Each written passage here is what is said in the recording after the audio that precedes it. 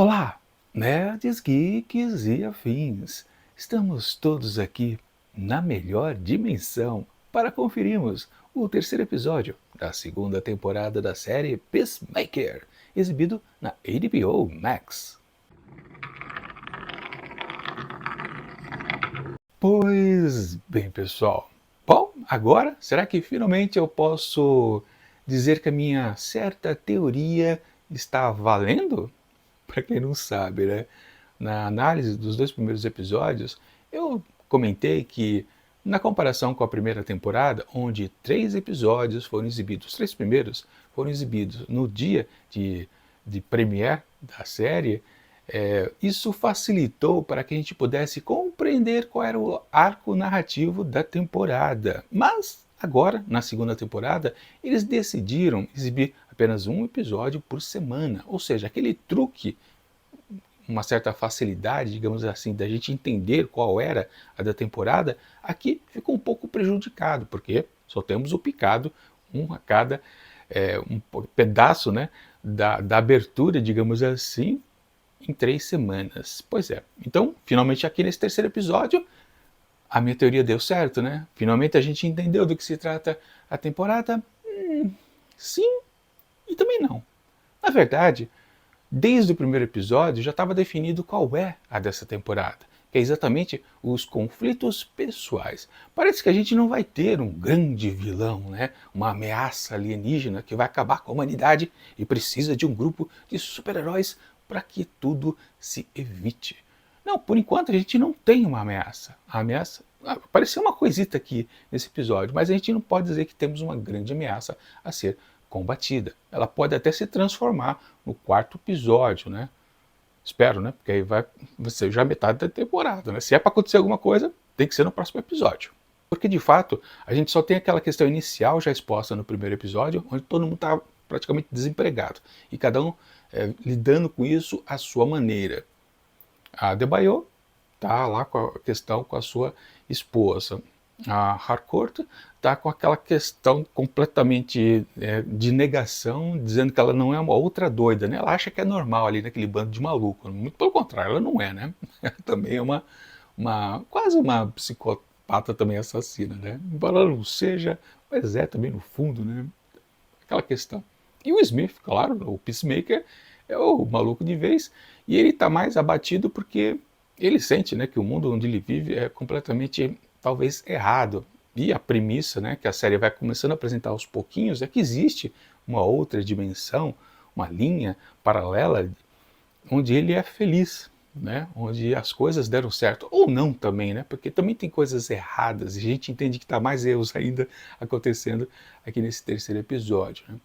Os outros personagens, acho que só o Vigilante que ele está do jeito que ele estava antes. Ele continua empregado lá na sua lanchonete. O Economos também está empregado, né? Aliás, precisou manter o emprego aqui, né? Nesse terceiro episódio. Para cima dos dois, acho que o peso pessoal, né? Conflitos pessoais são um pouco desimportantes, mesmo porque são dois personagens mais cômicos do que sérios. Os outros são mais dramáticos, então a carga está caindo no ombro deles. Mas de fato, quando a gente vê então os 3 episódios como um todo, a gente percebe que o arco narrativo dessa segunda temporada é apenas conflitos pessoais.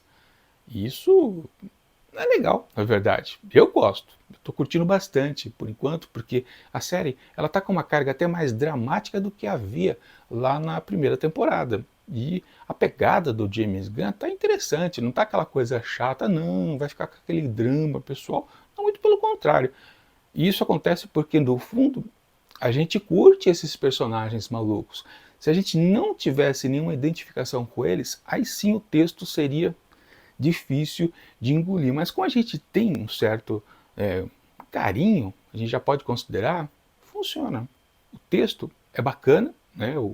Aliás, você vai lembrar, né? O James Gunn ele escreveu todos os 10 episódios da primeira temporada e também os 10 aqui desta segunda. Ou seja, ele está no controle de tudo e ele sabe conduzir sim os seus personagens, inclusive nos caminhos mais pesados, mais dramáticos que eles possam ter. Ele não apenas tem habilidade no besteirol, né, no humor às vezes forçado, irritante, né, maluco, que muitas vezes alguns consideram sem graça, mas ele tem uma veia cômica interessante e também tem uma veia dramática também, da mesma maneira, no mesmo patamar. Eu não tenho o que reclamar, não. Para mim, esse episódio aqui confirma que ele consegue equilibrar. Aliás, falando em equilíbrio, né?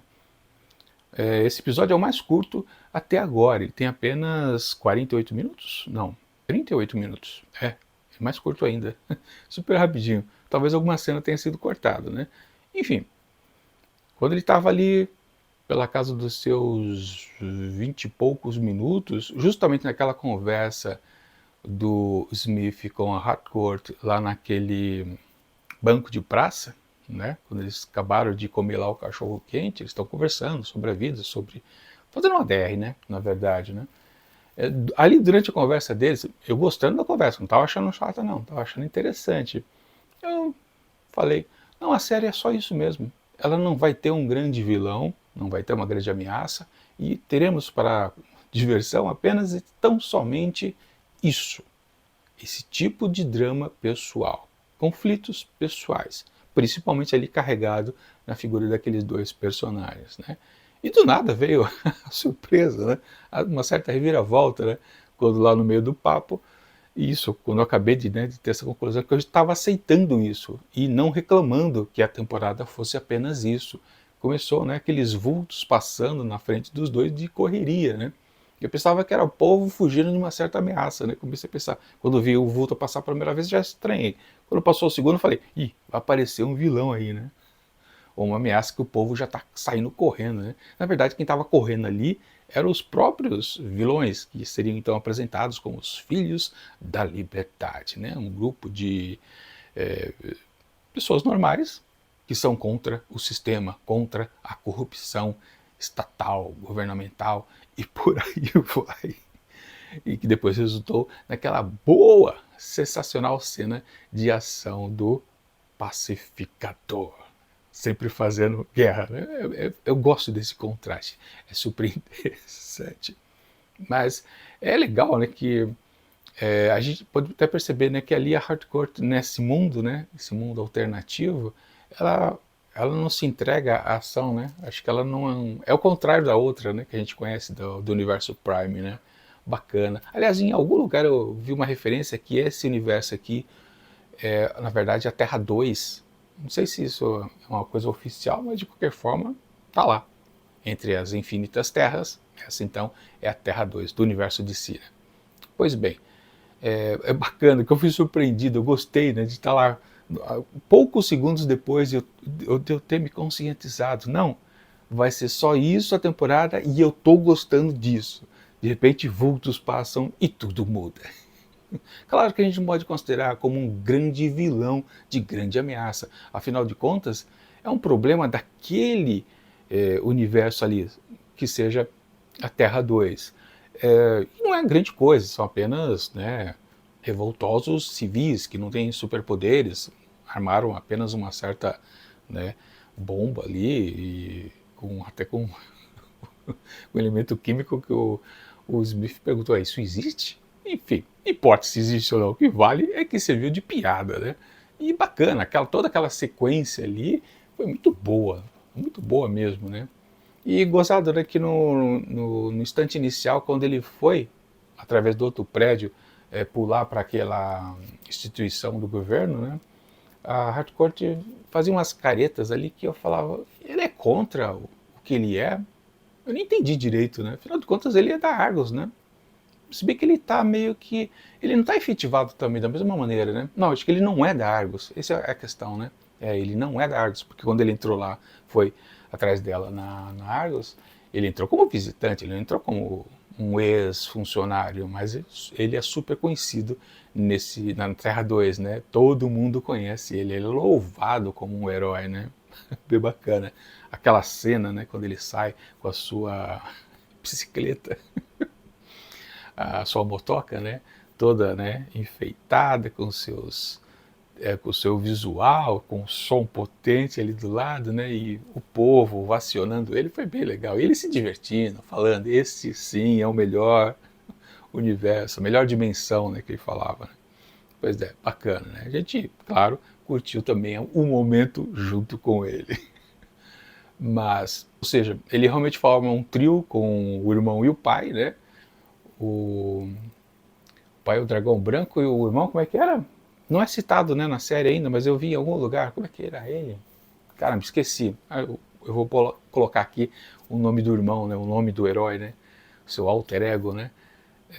Vai ser bacana. Aliás, o pessoal sabe, né, que o Smith é o Peacemaker em Trajes Civis, né? Que o pessoal até espantou, né? Que ele foi lá para a ação sem estar com o capacete, sem o uniforme, né? Enfim, né? Ele foi com a cara e a coragem e resolveu a parada de uma maneira completamente pacífica. O que foi bem bacana. De qualquer forma, né? Toda a ação se desdobrou, foi funcional. Claro, as pessoas que estavam reféns lá sofreram bastante, mas depois, né? A gente via que do lado de fora a população toda já estava agradecendo ele, porque sim, ele é considerado um herói. Isso é bom, bacana. Mesmo porque eu acho que no mundo Prime ele não é considerado nada, né? Acho que a população nem sabe que ele existe, não é isso? Eu não lembro mais. Na época do Esquadrão Suicida, acho que não, né? Aliás, não eram super-heróis, né? Eram super-vilões, né? Que realmente não eram de conhecimento público. Na primeira temporada, eu não sei se o povo sabia quem eles eram, não lembro mesmo. Não faço a mínima ideia, né? Enfim, também não importa. Aqui o que vale é que na Terra 2 ele é considerado um herói, assim como o seu pai, assim como o seu irmão. Muito bacana mesmo. E falando nisso, né, na relação dele, o pai não apareceu dessa vez, né? Mas na relação do irmão é muito boa, né? A parte dramática envolvendo os dois é muito interessante. Como disse, o James Gunn também manda bem aqui no texto. Agora, a grande surpresa foi que logo no começo do episódio, né, a gente descobre que, olha só, ô Emília, você tem um casinho com Rick Flag, olha só, Harcourt e Flag. Pois é, ali no Bem Bom. Ou seja, é como eu disse, né? Ele considera que esse mundo aqui, a Terra 2, é uma dimensão muito melhor, né? Mas, no fundo, ele também é um sofredor aqui. Ele toma medicamento pesado, no estilo de ser quase uma droga, né? Ou de fato uma droga, né? Também cai na bebedeira, o irmão se preocupa com ele está separado da sua esposa, que é, claro, Harcourt, ou seja, ele também não está num mundo melhor. A vida dele também não é fácil, muito pelo contrário, é que ele não sabe, né? Mas ele considera que é um mundo bom porque ele tem de volta o pai, que no fundo ele gosta, né? E o irmão, né, que ele perdeu lá na infância. Só nesse ponto ele já considera tudo muito bom. Mas, melhor ainda, quando ele descobriu que o povo o ama. Com direito até petiolas expostas. Foi muito bacana, né? Até a piada também do garoto, né? Quando o garoto começa a chorar, não, também já é exagero. É muito bom, gostei. As piadas estavam muito boas aqui nesse episódio. Mas a surpresa, e eu não sabia que o Rick Flag ia aparecer na série, inclusive ele não está na abertura, né? Eu fui até conferir. Não, será que ele está na abertura? Não é possível. Porque na abertura começa com poucos personagens, depois vai aumentando, ficando quase todos eles ali, né? E não, ele não está lá. Foi guardado em segredo. Eu também revi o finalzinho do episódio passado, porque todos os episódios têm cenas do próximo, né? E eu fui ver se ele aparecia. Não, ele não aparecia. Guardaram o segredo. Não sei se já era sabido que o Rick Flag voltaria. E é bem bacana ele estar presente. Dessa vez numa roupagem diferente. Que a gente na primeira cena ali com a Harcourt a gente não percebeu, né?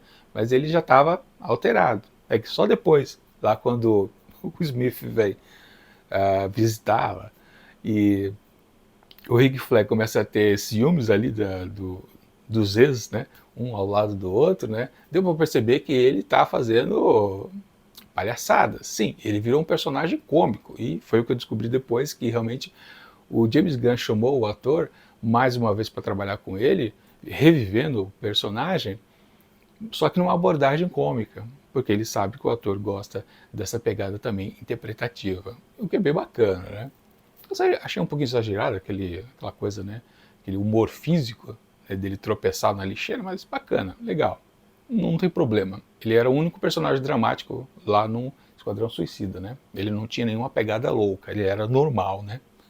Enfim, acho que vai ser uma boa mudança para o personagem. E a surpresa, como eu estava dizendo, foi bem bacana, foi divertida e opa! Só que depois, quando eu estava revendo aqui o episódio para começar a pensar no que falar aqui no vídeo, eu percebi que aquela cena justamente dos dois ali na cama aconteceu 3 anos antes. Peraí, então ela já tinha um caso com o Rick Flag quando era talvez casada com o Smith?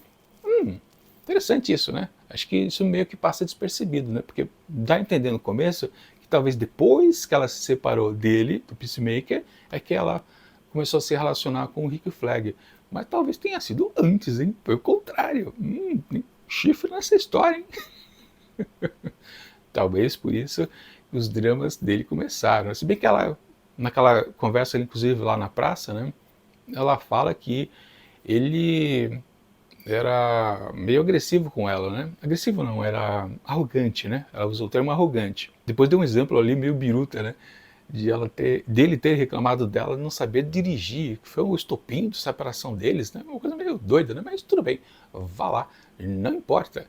De qualquer forma, essa Hardcore é bem diferente da Universo Prime, que depois, ali em outros momentos do episódio, em conversas com a Adebayo, ela continua afirmando que ela não combina com o Smith, que eles não foram feitos um para o outro. Ela teima, né? Ela que corta a relação, claro, né? Mas é aquela coisa.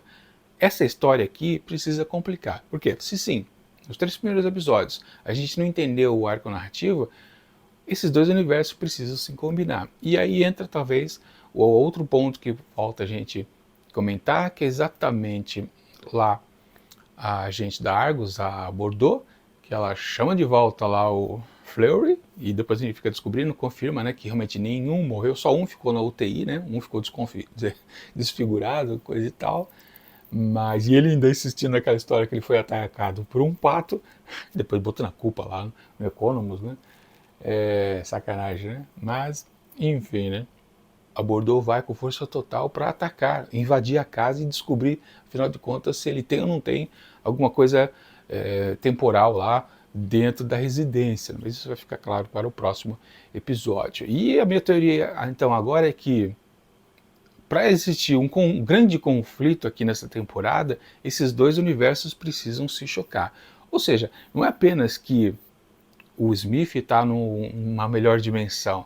Na verdade, outros personagens do Prime também têm que perceber que lá é melhor. Como, por exemplo, o pai do Rick Flag. Ele também precisa descobrir que o filho está vivo lá na outra dimensão. E aí talvez a gente comece a ter um problema de fato a ser resolvido. Porque do jeito que está, ele simplesmente atravessa a porta e entra na outra porta e está no mundo melhor. Isso não é conflito para a gente acompanhar de série, né? Precisa existir um problema aqui do Prime se conectar com o outro. Ou até o problema lá da Terra 2 talvez vir para o Prime, talvez lá os Filhos da Liberdade, quem sabe, né? Alguma outra coisa mais perigosa, embora eles não sejam vilões, super vilões, né? São vilões civis, normais, né? Sem poderes. E aliás foram todos mortos, não sobrou nenhum. Não sobrou nenhum, nem do helicóptero também não sobrou, porque o irmão do Peacemaker acabou com eles. Precisa ver talvez a segunda unidade, realmente os chefes, os vilões principais. Talvez tenha um super vilão ou um super herói arrependido do governo, quem sabe, algo nessa linha. Ou não, eu acho que de fato o que vai ser problema é o Prime invadir a Terra 2 através, por exemplo, do Sr. Rick Flag, para poder também ter o filho de volta. Algo nessa linha. Aí sim acho que a coisa começa a engrenar de vez. De qualquer forma, eu gostei bastante desse episódio. Como eu disse, no momento de transição, quando eu defini, eu aceito que tá desse jeito, aí o negócio engrenou. Foi bacana, curti bastante, me diverti nesse episódio. Ele é funcional, ele confirma tudo que a gente viu nos 2 primeiros episódios, e essa trinca realmente fecha ou apresenta o que a gente vai conferir realmente aqui nessa temporada. Ainda que o problema maior acho que só vai ficar para o próximo episódio. Sim, gostei do que vi aqui nessa semana e, portanto, para ele, o 3º episódio da 2ª temporada de Peacemaker, eu atribuo uma boa nota. Sim, 4,5 asteriscos, quase a nota máxima, faltou pouco. Eu só guardei para que talvez venha algo super interessante. Pois é. Aliás, né, lembrando, né, eu acho que eu pontuei a nota máxima na primeira temporada quando foi o terceiro episódio, ou algo assim. Foi naquela cena onde o Peacemaker ele tinha que matar lá a família, né? Aí depois o vigilante que acabou matando porque ele não conseguiu, né? Aquilo lá foi uma parte bem dramática também, né? Aquilo elevou a série em si. E tá mantendo aqui também nessa segunda temporada. Ou seja, por enquanto eu tô gostando de tudo e tem que vir mais nesse estilo. Agora eu quero saber a opinião de vocês, se vocês concordam comigo. E, portanto, deixem os seus pitacos na seção de comentários aqui deste vídeo. E é isso.